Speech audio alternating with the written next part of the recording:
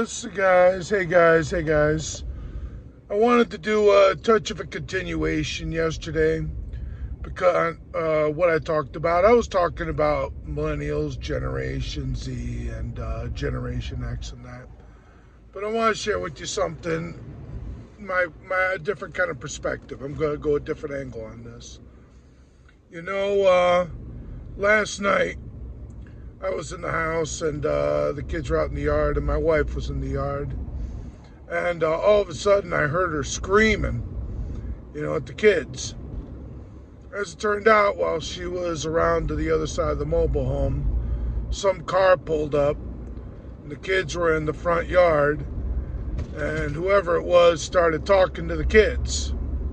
Like, stopped the car, and the kids went over to the car, and my wife kind of got a bad feeling. She went over there and saw, and when she started screaming, the car pulled off. Some red car. We didn't catch no license plates or nothing like that, man. At best, it was a weirdo. At worst, it was a parent's worst nightmare. So, I go that, and I'm gonna jump a different route and tell you about my childhood a little bit. The things they tell you about Generation X. Yeah, it was pretty accurate, My parents used to just throw me out of the house. Be like, you've been inside too long, get out. I'd be playing some Super Mario Brothers, and my parents would throw me out of the house. And we used to hop on the bike. I'd hop on my bike and just start rolling around to my friends' houses, And I'd meet up with them, knock on the door, can they come out and play? They'd hop on their bike. We'd roll around the neighborhood, scooping up a team. Then we'd run over to roll our bikes over to someone's house, and maybe we might play kickball.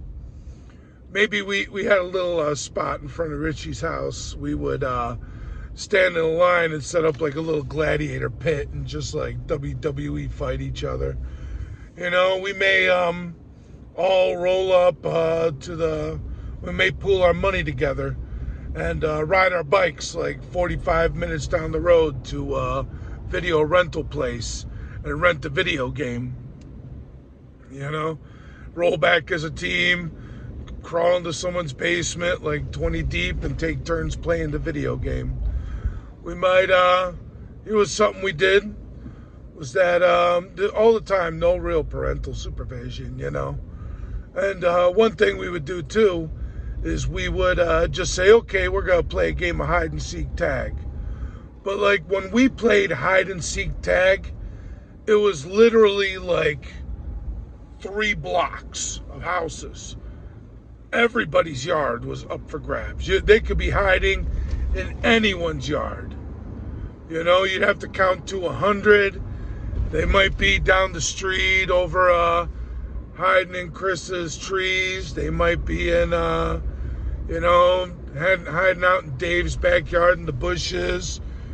And man, it was fun because you could sit there and run around for like a half hour, and since there was so many, someone was hiding someplace. That was fun. Like we would take over the whole neighborhood with our hide and seek tag. We did have a place like the White Hills. We'd roll over there to undeveloped area where houses were eventually going to be, but houses weren't there now, and it was just a bunch of plains and trails and untamed land about to be tamed by the kids. We had a forest preserve next to the Jewel. We would, there's the name of the local store. There was a big there was a big forest preserve over there. We'd roll up our bikes, roll into the forest preserve, grab sticks, beat each other with the sticks. We'd sword fight with them, and it was full contact. We just wouldn't hit each other in the head. But if you hit each other in the head or face, then the other person got a free shot at you in the head or the face. And we used to play a game. It would never be allowed to be called it these days, but it was Smear the Queer. and like a big game of Smear the Queer, man, that was fun. You know, you throw the football down, someone picks it up, he's the queer, we got to smear him. And then everyone, the whole team would try to take him down. We'd get someone, we found out that their parents had some beer. We'd steal a beer, have like 10 kids share one beer. These are all like experiences, and I want my kid to have those experiences. I want my kids to roll around on the bikes and find other kids and kind of take over a neighborhood, cause trouble, talk to girls, flirt with them, but you don't really know what to do with them yet, so we're just kind of flirting with each other, touching booties, touching boobies, and we were young. I want my kids to go through all that goofy crap. You know, I want my kids to do all that, but I can't. It's because these perverts, these predators, it's aggravating. It makes me livid. It's like I want my kids to hop on the bike. I want them to set up a lemonade stand. You know, roll up. They heard someone selling lemonade. They all pooled together their quarters, go roll up to the other neighborhood kid, buy some lemonades. You know, go play kickball, go roll around unattended, meet up with some other kids, get into some trouble, skin some knees. I remember we had the swinging branch. We used to, there was a tree, and it really was like had a broken branch that was just hanging, and we would get a running start, grab the branch, and swing back and forth on it until my big dumb self, was the one who had to grab it and get a good running start, and then it broke and I smacked into the ground.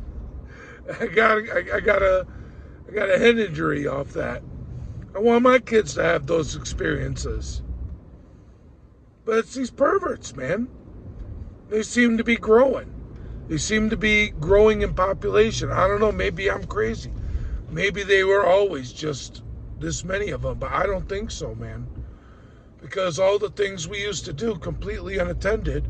I mean, my parents would throw us out of the house by like noon and just be like, be back home when the street lights come on. You know, like at 8 o'clock or 9 o'clock.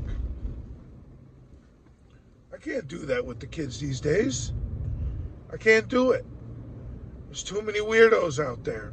And it's sad. It's really sad. So, you know, I don't know, I wanted to share that with you guys. Is that really something's going to have to change. We can't have this many predators and perverts and pedos out there preying on kids out in the streets where our kids are playing, then wonder why our kids, why they got their face in the iPad all day. You know, we got to throw them out of the house, give them their experiences, send them on adventures. We can't do it. You know, we can't do it because there's too many sickos out there. And I don't know, but something's going to have to change, guys. Something's really going to have to change. And I don't know what it's going to be. You know, I think I have a lot of my personal thoughts on it, but, you know, as it is, you know, enforcement is really not enough. Like, I used to see some child molesters when I was in prison. They got sentenced to less time than me. That ain't right. That ain't right. You know, they go in, serve their little 2 years, get out, just go right on. I mean, I heard in California, they don't even have to register anymore. What's up with that? I mean, it just seems like all these laws are passing that are just making it more and more where these creeps and perverts can really be themselves. I don't get it, man. Something's going to have to change. And I'll tell you what, it's going to have to change with us as in a society. It's going to have to change with us as a society, really.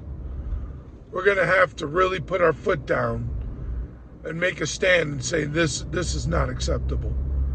You got a pervert living in the neighborhood? No. Get the hell out of our neighborhood. I don't know if you can do that. But like, you got to leave. We're going to make you leave. You know? But hey, man. You know, I mean, I want my kids to go out and have their adventures. I know you do too. You want your kids to be able to hop on their little Huffy or their dyno, you know, spend 6 hours fixing up their bike so then they can roll around on the street, popping wheelies, unafraid of someone in a minivan rolling up, jumping out, grabbing your kid. Parents' worst nightmare. Those kinds of dreams wake parents up at night. You know, I'll have a dream where I die. I'm still asleep. Then it moves on to the next dream. I'll wake up, go back to sleep. But, you know, thoughts about something happening to your kids, the creeps getting to them, the sickos getting to your kids. Good God. That'll get a parent's heart pumping. Terrified just thinking of it. They want to go check up on their kid. What are you doing? Don't worry, they're sitting down in the basement, face buried in an iPad, safe and sound. And you think they're safe and sound. Really, they're online. The creepos are trying to find them online. This is insane, guys. This can't stand. Something needs to happen. Something needs to change. We as a people need to change it. It's up to us. It's up to us. We got to make it happen because what's going on with these people, it's unacceptable. Now, I'm just ranting. Maybe this resonates with you. Maybe it doesn't, but I feel bad for the kids of these days, man. They can't have the childhood we had. I mean, it's not our fault. We can't be blamed for it. We're protecting them, but, you know, we're going to have to change something. And if something doesn't change, then it becomes our fault. Because this has gone on long enough. Our kids need to be safe in these streets, man. They need to be safe in the streets. We need to have more of a community. Talk to your neighbors. Get to know your neighbors. You know?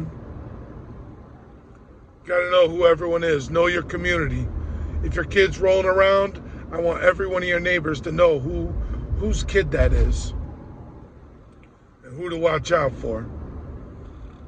So, it's just my thoughts, guys. I wanted to give you that on my drive home.